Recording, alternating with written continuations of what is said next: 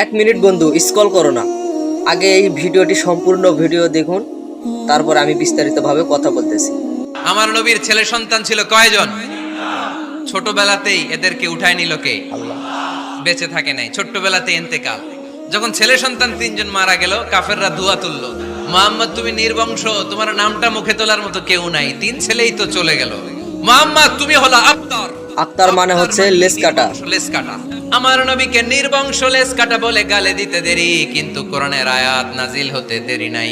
আল্লাহ আয়াত নাজিল করে দ্ব্যর্থহীন কণ্ঠে ঘোষণা করলেন, ইন্না শানিআকা হুয়াল আবতার।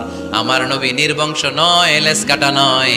যারা আমার নবীকে গালি দিয়েছিস তোরাই লেস কাটা। ঠিক। তো বন্ধুরা, আমরা এখান থেকে কি শিখতে পারলাম? যাদের 3 থেকে 2টা একটা কন্যা সন্তান হয়ে আছে, তারা কিন্তু হতাশ হয়ে আছে বন্ধুরা। তা হতাশ হয়ে লাভ নাই, কারণ আপনাদেরকে আল্লাহ খুব পছন্দ করেন বলে এই কন্যা সন্তান আপনাদের কাছে দিয়ে দিছে।